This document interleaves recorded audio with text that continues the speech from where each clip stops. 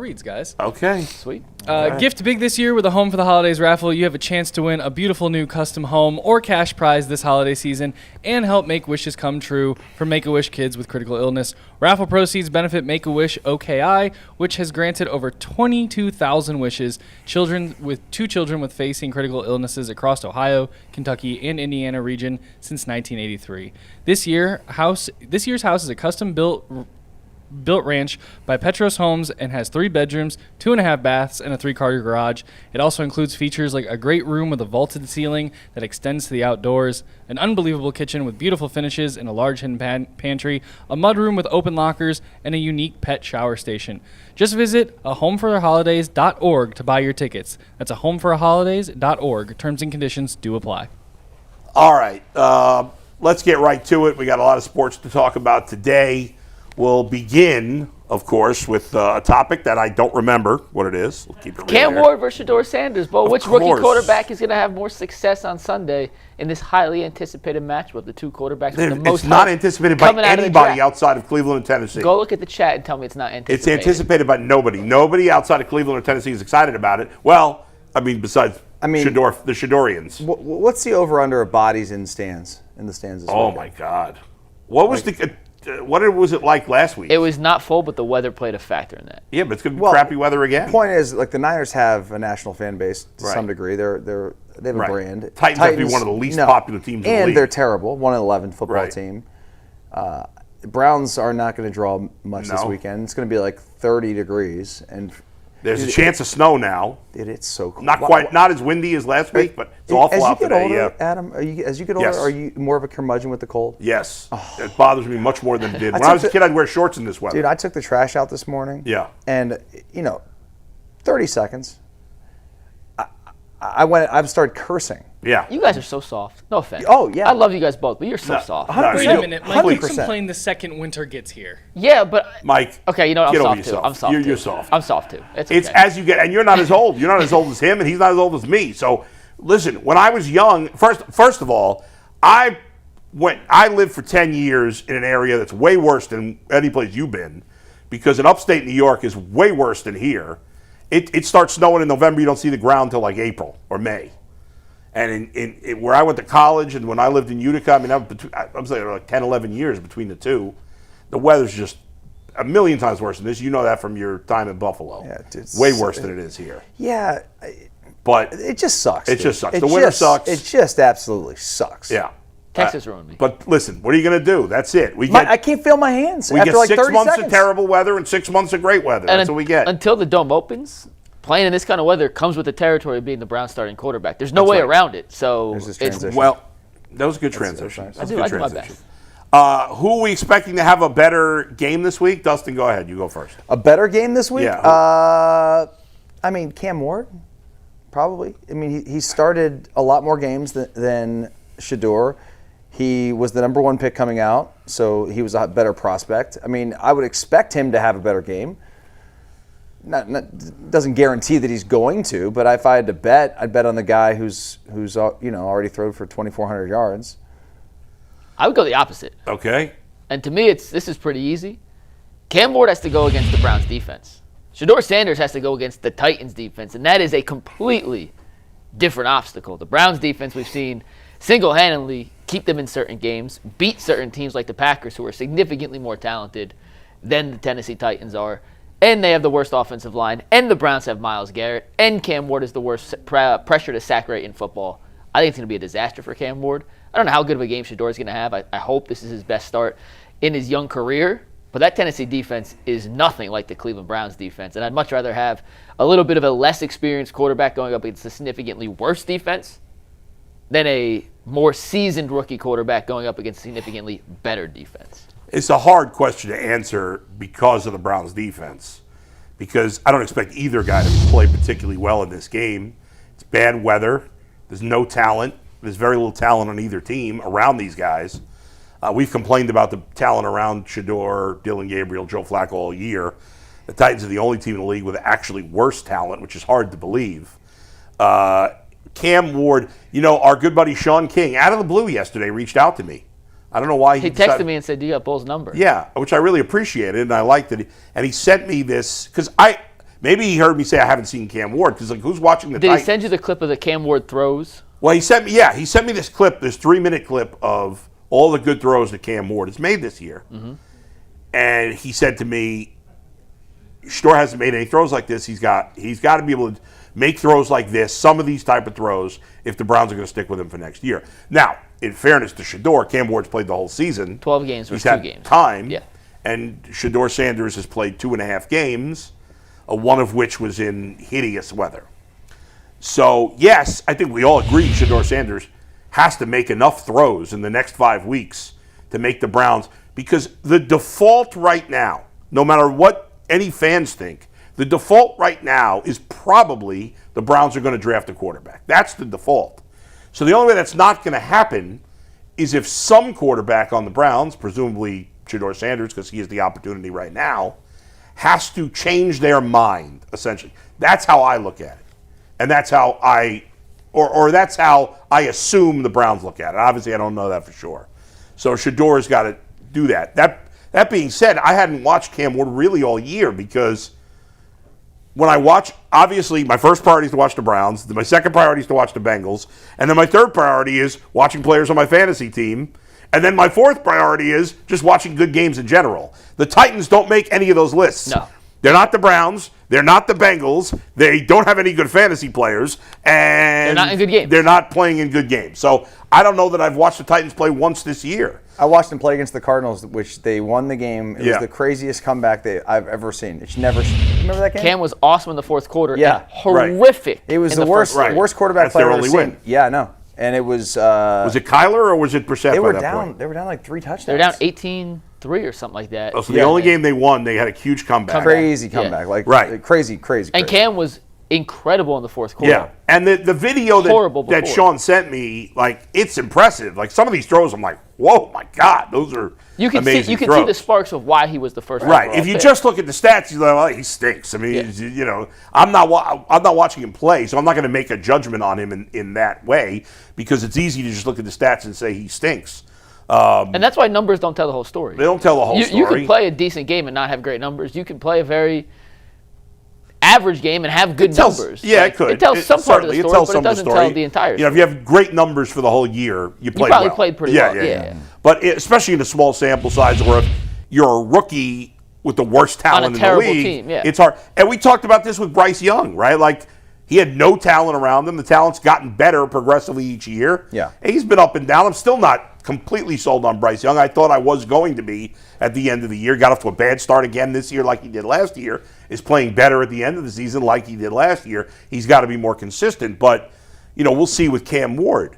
But so Shedeur has so little experience, but he's at home. He's playing against a terrible team. So in the end, I guess I'll take Shedeur Sanders, even though Cam Ward's probably the better player. But I think that being at home and you're not going to have any Titans fans there. No. So you'll have This is a practice, dude. Yeah, I mean, you'll have some home field advantage because the fans that'll be there will be the Browns. Yeah. It probably won't be that loud, but it'll be loud. Like it'll be louder than it's something Shedeur doesn't have to worry about, like not hearing whatever he's got to hear. Over under on actual bodies in the stands, 19,000. Well, what do you think it was last week? I didn't really get a. I didn't get a great look. Were you at the game? Take the over. No. We did the watch party. Oh yeah, that's right. I'll go over 19,000. You think it's going to be over? Yeah, I mean that's. You think it's really that's be a under third 19? Of real humans in the stadium. Yeah, not the official number. No, I say over because that's less than a third of the stadium. I think it'll be more than a third. It might be. You may be right though. Weather's going to be bad. The team's terrible. The opponent's terrible. If they get a third of that stadium, I think I'd be impressed. I'll say a little over. I'll say like 22. Remember back in the day that they blacked these things out? Locally? Yes. If the game didn't sell out, you couldn't watch it, which is crazy. That is crazy. Back to the progression of Shedeur, I think, and this is kind of why I lean towards Shedeur over Cam in this individual matchup. Yeah. Came out against Vegas and played pretty well. Like, we're all excited for the most part. Yeah. Last week wasn't asked to do anything. It wasn't a terrible performance. It wasn't a great performance. He was perfectly average with what he was asked to do. It didn't improve from the start. No, but I think the weather played a role in it. He missed some stuff, and you go back and look at the film. It still wasn't better. You can make all the excuses you wanted. It wasn't better. At some point, it can't just be status quo, status quo, status quo, status quo, status quo. Especially if you're in Shedeur's shoes and you know you have this 5-game runway now to make an impression on this front office and this coaching staff to prove you are the guy moving forward. Yeah. Shedeur came out and said in his media availability yesterday, hey, I got to let some things rip. And when you go back and watch the tape, a lot of what he said in his press conference or his media availability, whatever, matches what you see on the All-22 in the tape. There are guys open. He's a half-second late in recognizing them, and I think that's partly just lack of reps, lack of trust with certain guys, the speed of the NFL game. That kind of comes with playing more. He's got 2 full games under his belt now, and a half against Baltimore. If it doesn't start clicking now, some of the timing, some of the, hey, this guy's going to be open, I got to anticipate where the window is going to be, because there are guys open. You actually go back and watch. And I want to give Cam White on Twitter, Route University 9, has done an awesome job. Him and Luke McCown have been going back and forth on some of these Shedeur plays on the All-22, saying, hey, from the receiver's perspective, this is what I would have done. This is why Judy did this. And then Luke McCown was responding, saying, from a quarterback, I'm seeing this. Yeah. Really, really good back and forth, like worth checking out on Twitter. Shedeur said, I got to let it rip. I have to trust my eyes more. Like, not my words. That's what Shedeur literally said. Yeah. I'm hoping if he's now willing to come out and say that, that'll translate to being productive on the field. And even if he makes a mistake here or there, you got to make some mistakes to be able to capitalize and make some of those big plays that we've been begging this offense to make for the last 2 years since Joe Flacco left at the end of 2023. So I'm hoping in start number 3, with 10 quarters under his belt now, 2 full starts and a half, that some of the things that he thinks he's seeing, he's actually going to trust and believe he's seeing, and that'll allow him to kind of make some of the throws that are there if he anticipates that he just hasn't done in the first 2 starts. Yeah, I asked Sean, let me bring up exactly what he said, because I said to Sean, because he sent me another video of Tyler Shuck also. I sent you that one. Oh, you did? Yeah. Well, he sent it to me also. And I said, do you think he's capable of some of these things? Referring to Shedeur. I was asking him. He said, not sure. He has talent, but not elite talent. Things going to have to fall right for him. That's what Sean said? That's what Sean said about Shedeur. I thought Sean was, I like that he's kind of like being down the middle with this in his analysis. But I thought he was like a staunch Shedeur lover. No, he's been down the middle on Shedeur the whole time. Okay. No, he actually said in the beginning of the year that both Dillon Gabriel and Shedeur Sanders should play and alternate each week. Yeah. Even though it's totally out of left field. But he said he'd play them, and this way they're not worrying about losing their job. Alternate every week, and you got 2 weeks. And it's out of the it's like a college box thing. thinking. But it's kind of a college thing. In hindsight, if we knew we were going to sit here on December 4th at 11:20 a.m., the record was going to be 3-9. Yeah. I would have said no that's chance. Probably a good idea. Yeah. In hindsight now, it actually sounds like a halfway decent idea. It's just so outside the box that no team would have the guts to do it, probably. But like in reality, it may have actually been the right way to approach this season. But no, he's not like a Shedeurian, no. Sean's been, I don't think Sean loved Sand. I think he was kind of middle of the road. He had a late first, early second round grade on Shedeur coming out. He was his 3rd quarterback behind Dart and Cam Ward. He was high on Cam. Yeah, which he might be the 3rd best quarterback, and it's not like this is a good quarterback draft. And by the way, he had Dart number 2, and so far, it's early, but Dart's looked like the best or second best. And Ward, it's hard to say. He hasn't played enough. Shedeur hasn't played enough. I'm going to say it's early, but yeah, it's way early. Dustin, what do you think, real quick, on when Shedeur said he's got to trust his eyes more and be able to let it rip? Like from a defensive back standpoint, going from college to the NFL, I just think are the windows just the windows smaller? Are so much tighter. I think what he's saying is like, if he sees something, like you have to believe it. You know what I mean? And trust it, as opposed to like in college, like if you see something, it's going to be open. Whereas like in the NFL, it's almost like driving on the highway and all of a sudden you think the lane's cleared and you go, there's a car right there in the blind spot, right? I mean, like the windows become so tight for a quarterback that you may not see somebody there, but you're still like worried because you know how fast they are and how quickly the windows close. And that's where he just has to, when he sees it, he's got to go now. There can't be any hesitation at all, because that hesitation just allows these defensive backs or linebackers or what have you to just close, and those windows close so fast. And the best quarterbacks, especially veteran quarterbacks, they'll even throw before the guy's open because they're Yeah. anticipating him getting open, and that's something you don't really expect from a young quarterback. No, and when you're a veteran, you also have done that 1,000 times, Right. and you expect the player to be there, and you really have to trust that 100%. because this league is the great players in this league become great at that, the anticipation Right. and being able to throw a receiver open and throw to a spot as opposed to actually like, oh, he's open, now I'm going to throw it. Yeah. It's not like that anymore. I mean, you see Mahomes with Kelsey, you see Stafford with, now Puka Nacua, or even Adams, even though he hasn't been there long. Certainly you see Burrow Puka with Nacua, BYU, baby. Yeah. You see Burrow with Chase and Higgins. Like, they're throwing it. They're throwing guys Throwing open. guys open, yeah. Yeah.